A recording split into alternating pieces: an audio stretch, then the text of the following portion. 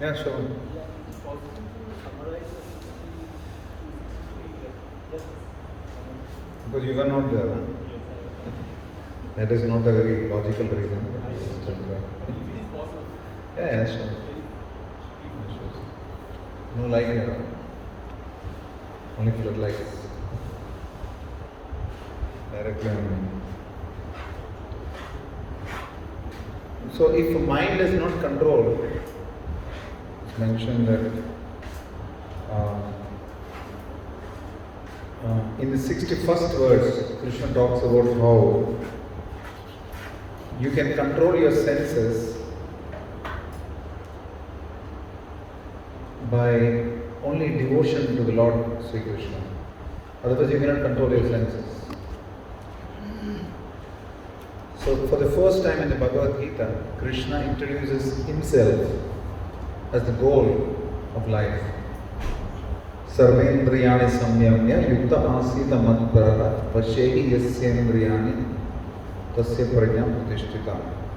Matparaha, meaning Krishna saying, I am the goal. For the first time in the Gita, so far he is telling him many things about the soul, etc. He is saying, no, I am the goal. And then, Sthita Prajna means a person who is of elevated consciousness, fixed consciousness. Fixed consciousness meaning fixed on whom? Fixed on the Supreme Lord. His consciousness is fixed on the Supreme Lord. Only such a person can continue to consistently control his senses. That is Sthita Prajna. The problem is, it is mentioned even in the previous verse, 2160. Indriyani pramadini haranti prasabham mana. Even those who are steady senses, one sense can get destroyed. Haranti prasabham mana. The senses can forcibly take away the mind of an uncontrolled person. Why do social crimes happen in the world around us? Because one weak moment of lack of contemplation, the mind is distracted, you do something stupid. That's what happens. They forcibly carry away the senses. So that is what happens. And therefore, the Sthita Prajna is a person who not only controls his senses, he also controls his mind because he is focused on Krishna. And therefore, in the next two verses, 62 and 63, Krishna is explaining what happens if the mind is not controlled. So he says, Dhyayato Vishayan Pumsaha, the mind, we may meditate on some object of the senses, a good sight, good sound, good taste, good touch, etc. That's what happens because of that Sangas Teshu Upadayate. You get attached to that particular sense object. From the attachment to this particular sense object, a lust arises. Lust means attachment that is selfish, that's all. It doesn't mean only carnal desire. Any selfish desire is called kama. Sangat sanjayate kama. And from kama what happens? If kama is fulfilled, kama leads to lobha or greed. If kama is not fulfilled, what does it lead to? Krodha. If your desire is not fulfilled, you become angry. Anger is because of unfulfilled desires. And then what happens? When krodha bhavati sammoha, if krodha comes, your mind becomes illusion. Krodha bhavati sammoha. And sammoha smriti vibrama, you forget what you are doing. You don't know what you are doing is right or wrong. And then smriti pramshat buddhinasho, intelligence is completely lost. And then what happens? Buddhinasha pranashyati, complete devastation. Everything is finished. It all starts by uncontrolled senses. That's all. All Maya needs is one small aperture to enter. Maya means anything that is not God, not related to God. So it is all in our consciousness, what we want to relate to God and what we don't want to. This mic, if it is used to sing filmy songs, is Maya. The same mic, when used to glorify the message of the Bhagavad Gita, is Krishna. Mic is not Krishna, the mic is used in the service of Krishna. So, Krishna has so far described the dangers of accepting sense objects and how a Sthita Prajna actually stays away from the sense objects. He controls himself without any distraction that happens.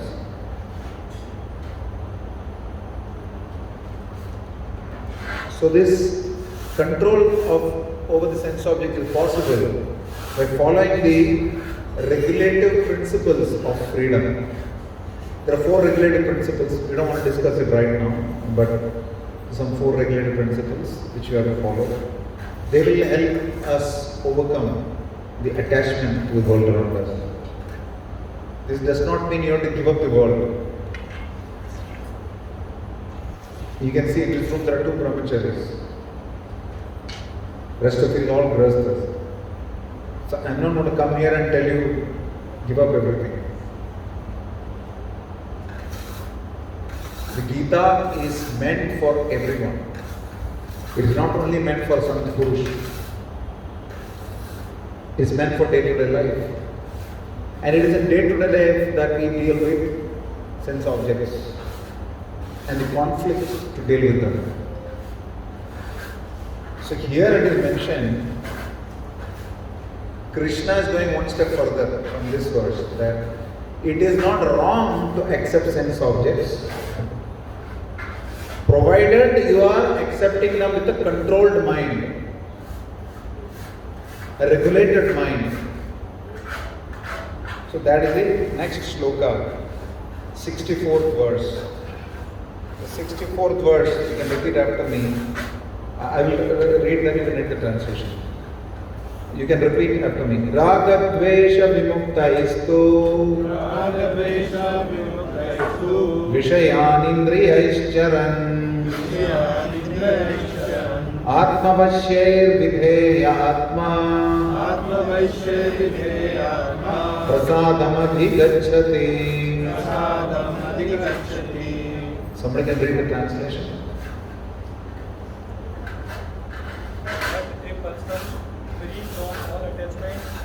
Aversion and able to control his senses through regulative principles of freedom that obtains a complete mercy of the Lord. Raga and Dvesha. Raga means attachment. Dvesha means aversion. Whatever we see around us, our mind tends to accept, reject it, accept, reject it. This is good, this is bad, this is good, this is bad. Accept and reject it. So this is called attachment and aversion. But when we really look at anything in connection with Krishna, there is no question of being attached excessively or being averse excessively. Raga dvesha vimukteshu. Vishayan indriyaischaran. These are sense objects. Atmavashyair vidheya atma prasadam adhigacchati. What does Krishna say here? Krishna says that by one who follows the regulative principles of freedom, he gets the mercy of the Lord. Prasadam adhigacchati. Prasadam is not just this. Prasadam means mercy, kripa, karuna. Adhigacchati.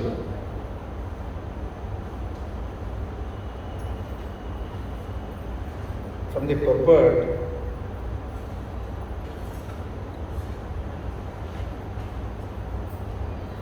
you can read the line, the Krishna conscious person is concerned only with, starting with that. Some Madhuri can read.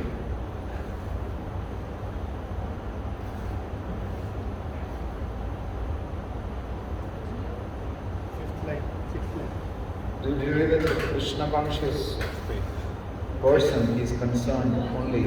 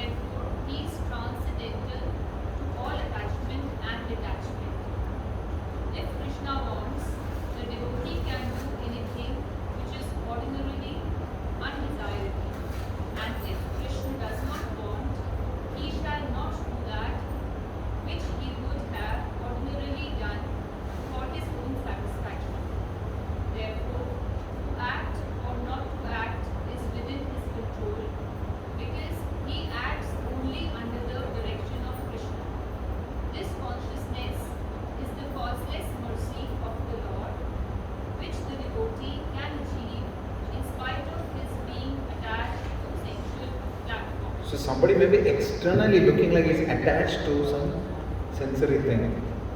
But internally, he is very, very clear that if it is acceptable for the Lord, only then he will accept. So there was this Mayavadi sannyasi.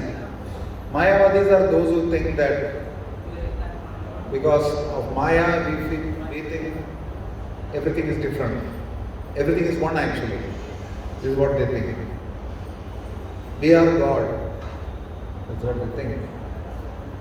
Brahman. Everything is Brahman. So there was a Mayavadi sannyasi who once took a photograph of his.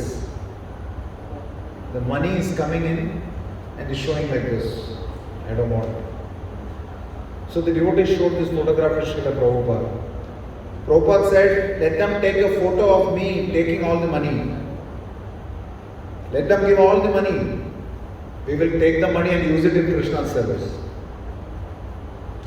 So it is not a problem to get money. It is a problem to get money and not use it in the Lord's service. So that is the consciousness of Krishna.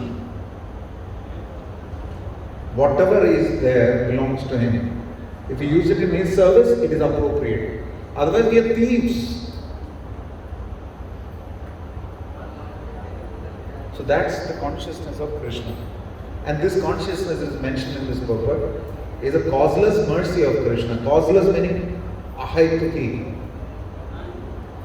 Meaning that mercy was not supposed to be there.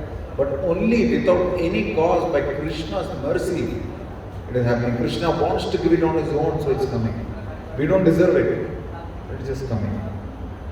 Next verse. Prasade sarva dukkhanam Anirasyo pajayate Prasanna chetaso hyashu Buddhi paryavatishtate. Somebody can read the translation.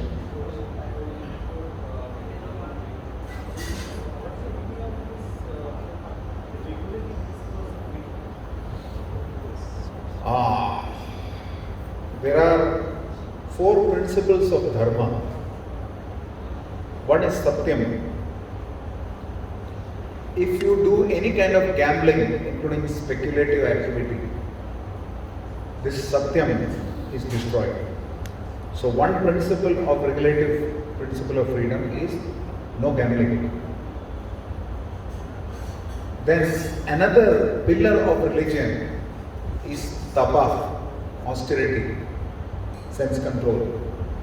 That pillar is destroyed when devotees indulge in intoxication. Intoxication means there will be no sense control. Satyam, tapa. And then there is shaucham, which is cleanliness.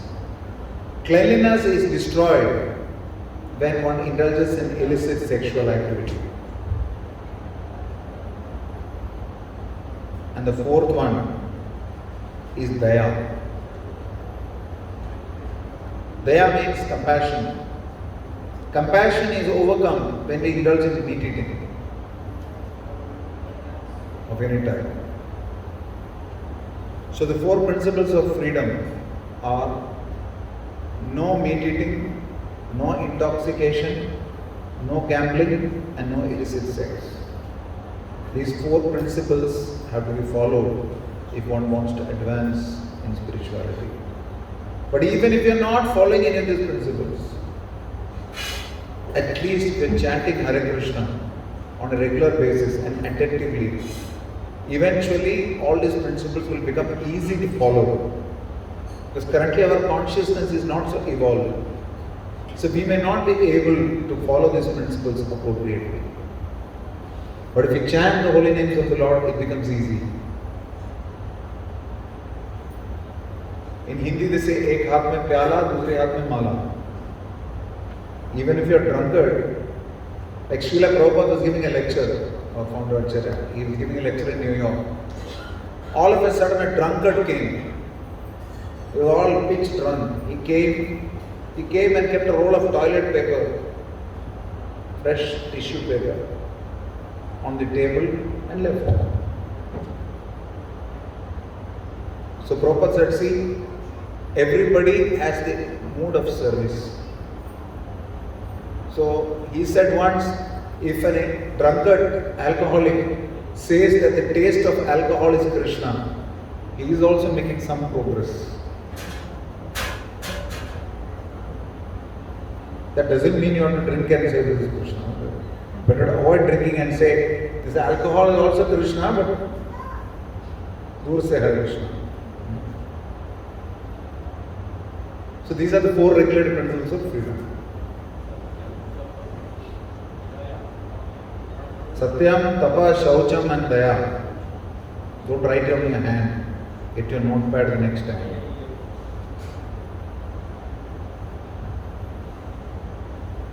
So for one who is satisfied in Krishna consciousness, the threefold miseries of mental existence exist no longer.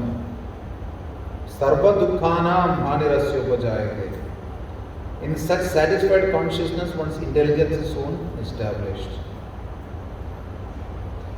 What are the threefold miseries of existence?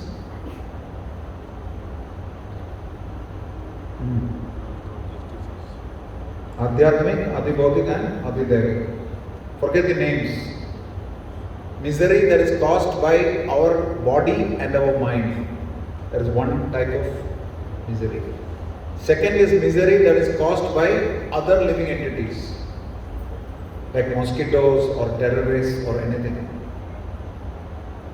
The third is Adi Daivika, which is difficulties that is caused by natural causes or demigods or others, like rains.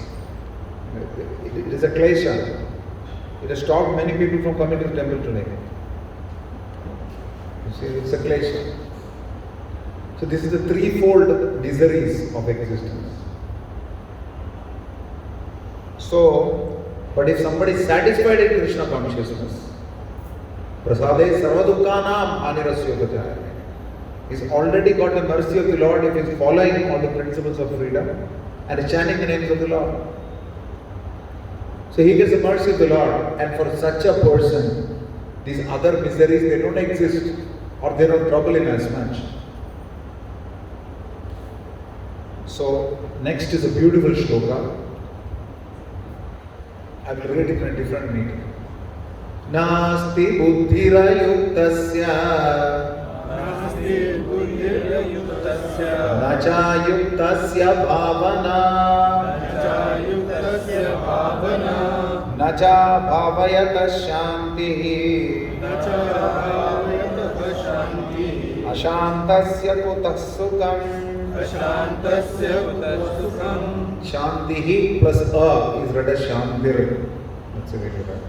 Shantir. Read the translation, Ashura. One who is not connected with the Supreme in Krishna consciousness can have neither transcendental intelligence nor a steady mind, without which there is no possibility of peace. And how can there be any happiness without peace? Radharani, can you read? Okay. Unless one is in Krishna consciousness, there is no possibility of peace. So it is confirmed in the 5th chapter, 5.29, that when one understands that Krishna is the only enjoyer of all the good results of sacrifice and penance, that he is the proprietor of all universal manifestations, and that he is the real friend of all living entities, then only can one have real peace. Therefore, if one is not in Krishna consciousness, there cannot be a final goal for the mind. Disturbance is due to want of an ultimate goal, and when one is certain that Krishna is the enjoyer, proprietor, and friend of everyone and everything, then one can with a steady mind bring about peace. Therefore, one who is engaged without a relationship with Krishna is certainly always in distress and is without peace. However much he may make a show of peace and spiritual advancement in life, Krishna consciousness is self-manifested peaceful condition which can be achieved only in relationship with Krishna. So we cannot be peaceful. Remember that shloka I gave you, English shloka, you remember? Who remembers? No God, no peace, No God, no peace. No God, no peace. So we cannot be artificially peaceful.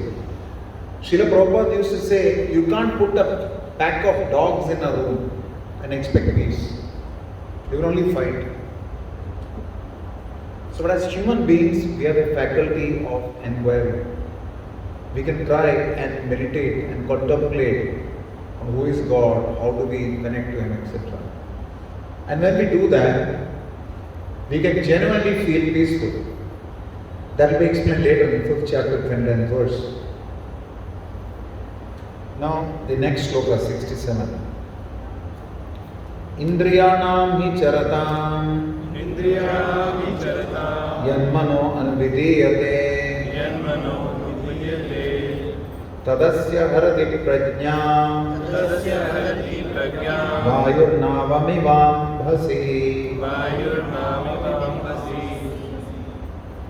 You read this sloka.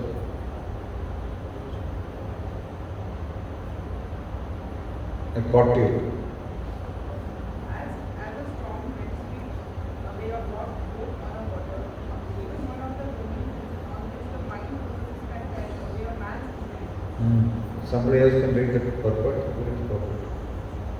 Unless all of the senses are engaged in the service of the Lord, even one of them engaged in sense gratification and divert the devotee from the path of transcendental advancement. As mentioned in the life of Maharaja Ambarish, Risha, all of the senses must be engaged in the Krishna consciousness, so that is the correct technique for controlling the mind. The mind stores information that is gathered from all the senses. The mind is like a tape recorder. The ears record all the sound, the eyes record all the sights, the tongue records all the tastes, the nose records all the smells, the skin records all the touch. All this data or information is stored in the mind. So it is mentioned here that if the mind has to be controlled, one has to follow the principles of Krishna consciousness. If one follows the principles of Krishna consciousness, one can control one's senses. That is what is mentioned here. The next verse is Tasmat yasya mahabhavo nityagitani sarvasha indriyani indriyarthyabhyas tasya prajna pratishtita. So therefore, Sthita Prajna is a person whose senses are restrained from their objects. The example given is there of the tortoise. The moment it is threatened, it withdraws its limbs. Quite similarly, a person who is Sthita Prajna, he withdraws his senses the moment that the sense objects are put in his presence. Suppose there is a very sensuous sight that is right in front of him. Immediately the Sthita Prajna withdraws his mind from the senses. He withdraws all the senses from the sense objects. And then what happens? The mind is in control. This is what it does. Now, let us see, it is mentioned here that one should practice this art under the guidance of a bona fide spiritual master. On our own it may not be possible. How to use your senses in service of Krishna. That can be only guided by an expert spiritual master. And so therefore, the consciousness or the activities of such a person who is established as a Sthita Prajna is mentioned in the next sloka, 69. Ya nisha sarva bhutanam tasyam jagrati samyami yasyam jagrati bhutani sa nisha pashyato mune. Somebody read the translation. What is night for all beings is the time of awakening for self-control, and the time of awakening for all beings is night for the introspective sage. Somebody can read the translation. Sorry, purport. There are two classes of intelligent men. One is intelligent in material activities or sense gratification, and the other is introspective and awake to the cultivation of self-realization. Activities of the introspective stage or particular man are like the person's mentally absorbed. Materialistic person remain asleep in such a night due to their ignorance from self-realization. The introspective sage remains alert in the night of the materialistic man. The sage means transcendental pleasure in the gradual advancement of the spiritual culture, whereas the man in materialistic activities, being asleep in self-realization, dreams of varieties of sense pleasure, feeling sometimes happy and sometimes distressed. In his sleeping condition, the introspective man is always indifferent to materialistic happiness and distress. He goes on with his self-realization activities undisturbed by material reactions. So the point is that the introspective sage remains alert in the night of the materialistic man. Transcendental pleasure is required.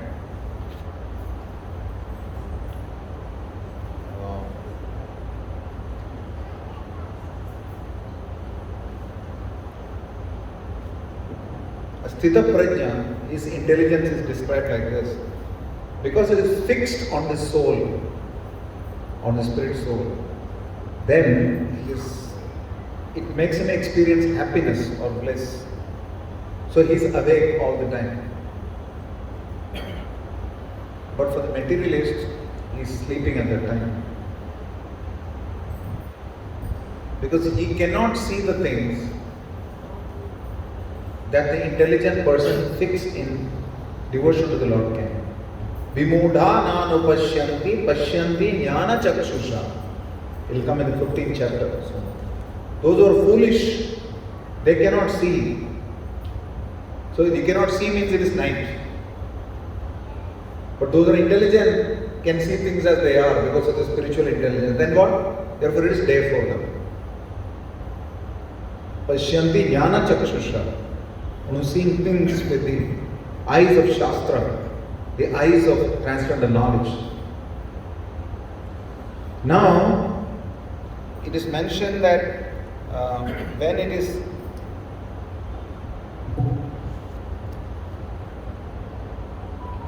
a materialistic person, when he sees sense objects or objects of sense gratification, is overjoyed, he is very happy.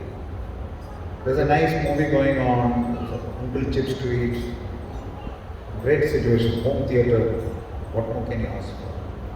He's overjoyed, he's thrilled. But that means indulging the senses.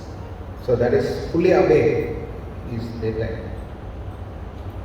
In such a situation when there is sense enjoyment, how does the Sthita Prajna act? What does it do?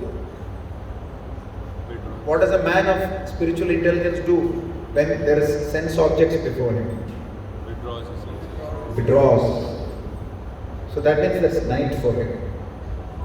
It is night for him, it is day for the others. You can wait another 15 minutes, darshan will open. Please wait, please take your seat. So therefore, what is day, which is awakening or self-realization for the Sthita Prajna, is something that is like night for the materialist because he cannot see things as they are with the Jnana Chakshu. And by the same token, for the Sthita Prajna, when there is sense objects being present, he does not indulge in them, whereas a materialist indulges in them. So therefore, while it is day for the materialist, it is night for the transcendentalist. This is what Krishna is saying. Now the next verse is a beautiful verse. It's a completely different meter. You can try to follow after me. Apuryamanam achala pratishtam. Apuryamanam achala प्रतिष्ठम् समुद्रमापः प्रविशन्ति यद्वत् समुद्रमापः प्रविशन्ति यद्वत् तद्वत्कामाय प्रविशन्ति सर्वे तद्वत्कामाय प्रविशन्ति सर्वे स शान्तिमाप्नोति न कामकामी. शान्तिमाप्नोति न कामकामी. Somebody can read the translation. Let him read. Let him read. You read the purport. A person who is not disturbed by the Incessant. or desire that indulge like river into the ocean, which is never being filled but is always still, can alone achieve peace and not need man to strive to satisfy such desires. Thank you. So here it's mentioned that just like rivers flow into the sea, but the sea, does it get disturbed with all these rivers flowing in? It's not like, oh, acha, one more river, something like that. It doesn't get disturbed. Similarly, a man who is a sthita prajna or steady intelligence, when unlimited desires arise in him, he is not disturbed. It is not disturbed means he does not act on them. That's a difference between a sthita prajna and a normal person. He does not act on them. So let us, you read the purport. No, he can read it. Although the vast ocean is filled with water, it is always, especially during the rainy season, being filled with much more water. But the ocean remains the same, steady, it is not agitated, nor does it cross beyond the limits of the bridge. That is also true of a person fixed in Krishna consciousness. As long as one has the mental body, the demands of the body for sense gratification will continue. The devotee, however, is not disturbed by such desires because of his fullness. A Krishna conscious man is not in need of anything because the Lord fulfills all his material necessities. Therefore, he is like the ocean, always full in himself. Desires may come to him like the waters of the river that flow into the ocean. But he is steady in his activities and he is not even slightly disturbed by desires of sense gratification. That is the proof of a Krishna conscious man, one who has lost all inclinations for material sense gratification, although the desires are present. Because he Please remember that point. One has lost all inclinations for material sense gratification, although the desires are present. So I may have the desires for sense gratification, but I will not act on them. I may have the desires, but I will not act on them. That's what it means. Yeah. Because he remains satisfied in the transcendental loving service of the Lord. He can remain steady like the ocean and therefore enjoy full peace. Hanumanji had gone to the kingdom of Lanka to look for Mother Sita. Now it is mentioned that at night he never knew who was Sita, how does she look like. There is no photograph or some DP on Lord Ramchandra's WhatsApp, although he is Supreme Lord himself. But at that point of time there was no way he would see. So Hanuman went into the harem of Ravana. And Hanuman is a brahmachari. So he sees all these women, queens of Ravana, lying down there sleeping in various states of dress or undress. So Hanuman is thinking, what kind of activity am I doing as a brahmachari? But then he was never disturbed even once because he realized his purpose was to serve Lord Ramchandra. So the goal and purpose is very clear. One will not act in any manner that will gratify one's senses. That's very, very important. So our goal has to be very clear. Then we will not act on we may have innumerable desires, but we will not act on them. The goal is clear that no, I will not try to please my senses. I will only try to please Krishna's senses.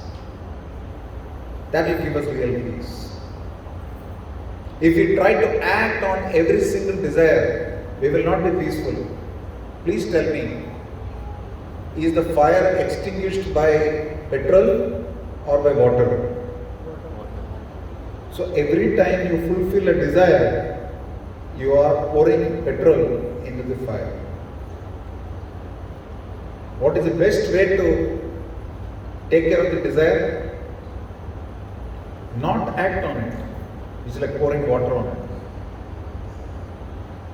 Go ahead.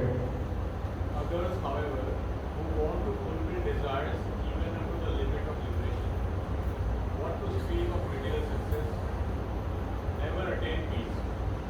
The fruitive workers, the salvationists, and also the yogis, who are after mystic hours, are all unhappy because of unfulfilled desires. Bhukti mukti siddhi kami sakali ashanta. Krishna bhakta nishkam ataeva shanta. But the person in Krishna consciousness is happy in the service of the Lord, and he has no desires to be fulfilled. That's the point I just said in Bangla. Mahaprabhu said this. Krishna bhakta nishkam. He has no desires. So he is fully satisfied. Ataeva shanta. In fact, he does not even desire liberation from the so-called material bondage. The devotees of Krishna have no material desires, and therefore they are in perfect peace.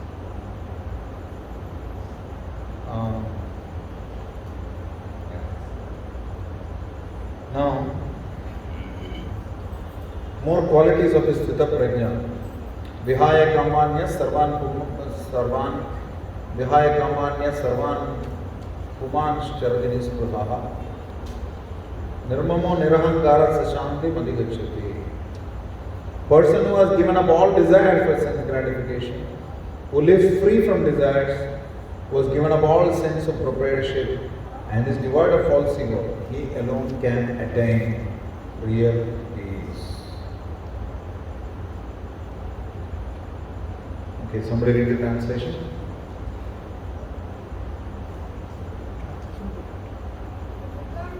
Desireless means not to desire anything for self. I said translation first. A person who has given up all desires for sense gratification, who lives free from desires, who has given up all sense of relationship and is devoid of false ego, he alone can attain real peace. People say, I want to be peaceful. मन की शांति कैसे मिलेगी? Krishna giving the answer here. Somebody read the purport. To become desireless means not to desire anything for sense gratification. In other words, desire for becoming Krishna consciousness is actually desirelessness. To understand one's actual position as the eternal servant of Krishna without falsely claiming this material body to be oneself and without falsely claiming proprietorship over anything in the world is the perfect state of Krishna consciousness. So remember this point is very, very important. Shobhan Prabhu, you can send this quote in the group. To understand one's actual position as the eternal servant of Krishna, without falsely claiming this material body to be oneself, and without falsely claiming proprietorship over anything in the world, is the perfect stage of Krishna consciousness. You can get the reference to this shloka and then send it. Bhagavad Gita 2.71. Go ahead.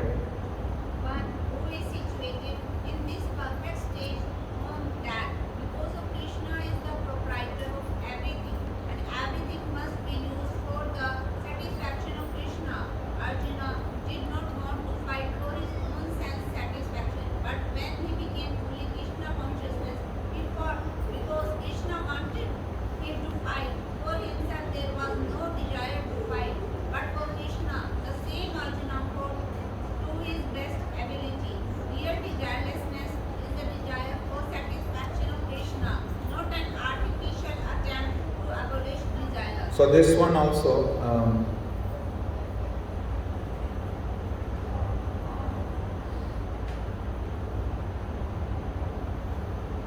you post this particular quote. Real desirelessness is desire for the satisfaction of Krishna, not an artificial attempt to abolish desires. The living entity cannot be desireless or senseless, but it does have to change the quality of the desires. These two points you write. You can post it on the board. Okay, आगे बढ़िए. They may clearly know that everything belongs to Krishna and therefore it does not falsely claim proprietorship over anything.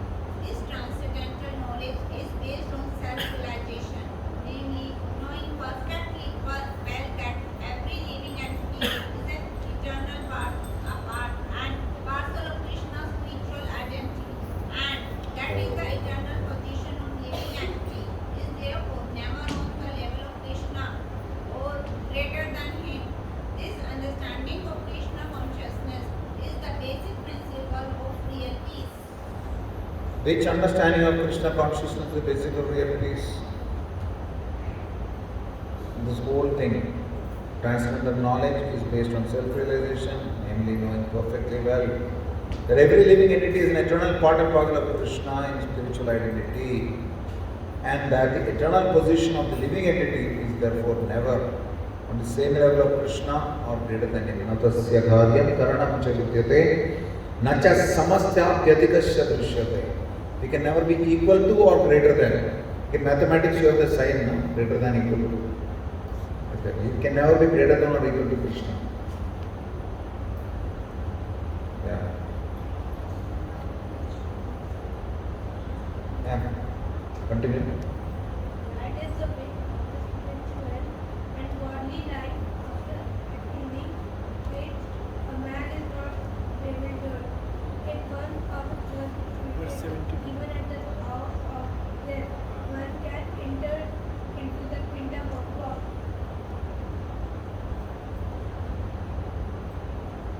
I just read the last line for what was over. That one can enter into kingdom of God. Okay, you already read the next one. Esha Bhakhi Sthiti Partha Nainam Bhave Vimukhyati Sitam Sthitva Syamantakaalepi Brahma Nirvana Muchate.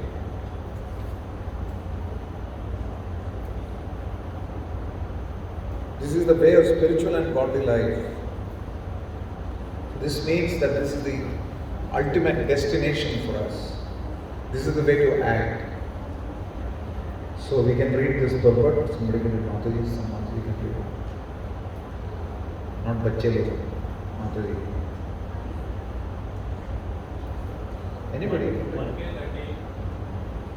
Who's that Mataji? Read. You read it. So. When you come back, you are regular. You will become more regular. I want him also to become more regular. One can attain Krishna consciousness. Especially he has a strong voice, so he should read. Yeah. One can attain Krishna consciousness or divine life at once within a second. Or one may not attain such a state of life even after millions of births. It is only a matter of understanding and accepting the fact. Khatwanga Maharaj. Kumara Maharajas attained this state of life just a few minutes before his death by surrendering unto Krishna. Nirvana means ending the process of materialistic life. According to Buddhist philosophy, there is only void after the completion of this material life. But Bhagavad Gita It's called Shunyavada. Everything came from the void, everything will go back to the void. This is what the Buddhists believe. But we don't think so. Go ahead. actual life begins after the completion of this material life. For the gross materialist, it is sufficient to know that one has to end this materialistic way of life. But for persons who are spiritually advanced, there is another life after this materialistic life. Before ending this life, if one fortunately becomes Krishna conscious, he at once attains the stage of Brahma Nirvana. There is no difference between the kingdom of God and the devotional service of the Lord, since both of them are on the absolute plane to be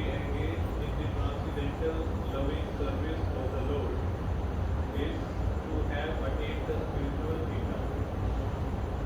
In the material world, there are activities of self gratification, whereas in the spiritual world, there are activities of Krishna consciousness. Attainment of Krishna consciousness, even during this life, is immediate attainment of Brahman. And one who is situated in Krishna consciousness has certainly already entered into the kingdom of God. Thank you. Mother, you read the remaining two paragraphs. Because you started reading and I stopped you.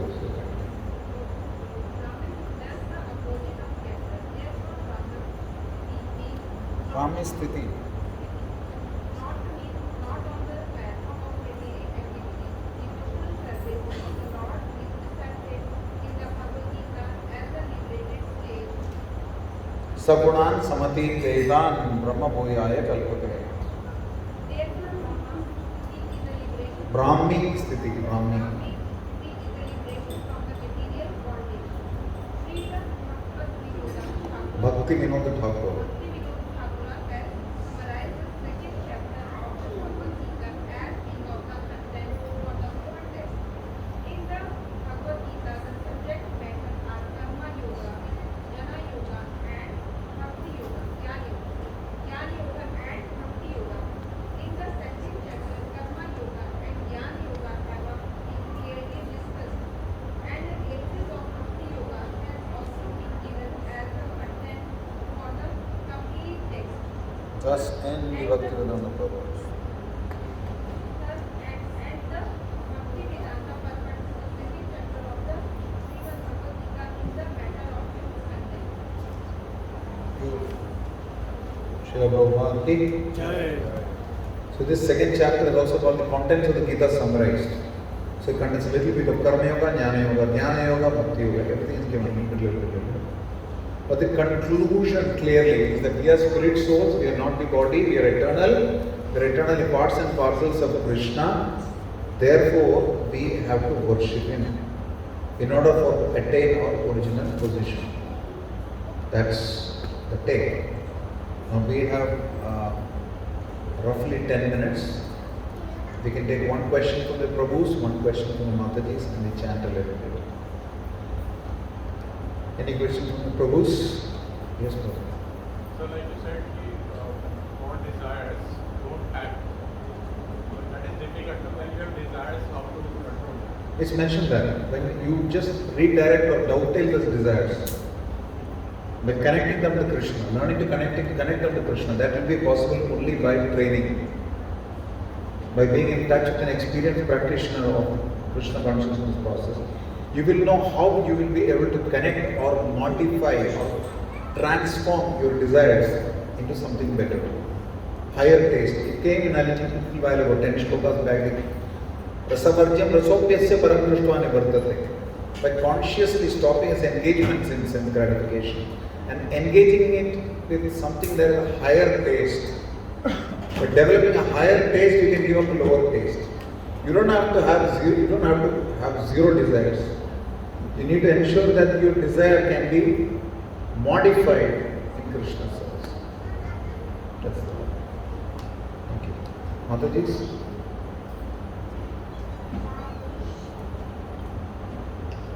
Any questions?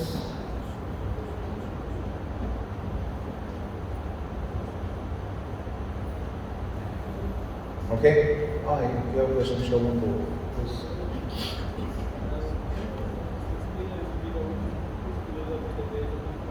I can hear you.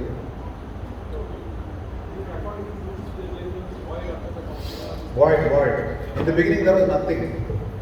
Somehow by a strange combination of karma, the body was formed. At the end of the body, it will again go back to the void. Meaning there is no rebirth. Rebirth is not possible. No, if you get nirvana, you will have no rebirth.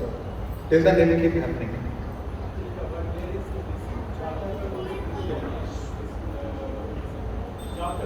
Sorry, say that again.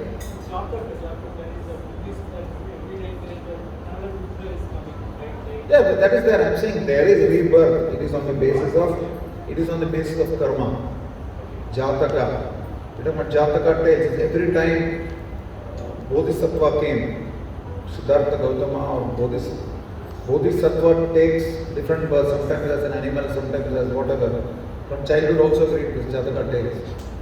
So it just means that there are different births, but these births are happening on the basis of karma. And if you reach a position of nirvana, when there are no desires, then the karma will stop, and then you will become one with the void. That's your perfection. Right? Okay, let's chant a little bit together, and Sankarshan can put the vehicle. Repeat after me. Jai Sri Krishna. Jai Shri Krishna Chaitanya. Chaitanya Prabhu. Nityananda. Nityananda Sri Advaita. Shri Advaita Gadadhara. Gadadhara Sri Vasadi. Srivasadi Gaura. Gaura Bhakta. Bhakta Vrinda.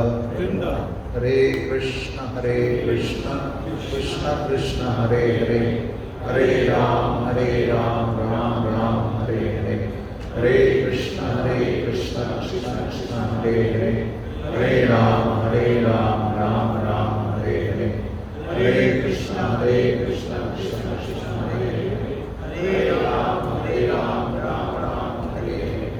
Hare Krishna. Hare Krishna. Krishna Krishna. Hare Hare. Hare Ram. Hare Ram. Ram Ram. Hare Hare. Hare Krishna. Hare Krishna. Krishna Krishna. Hare Hare.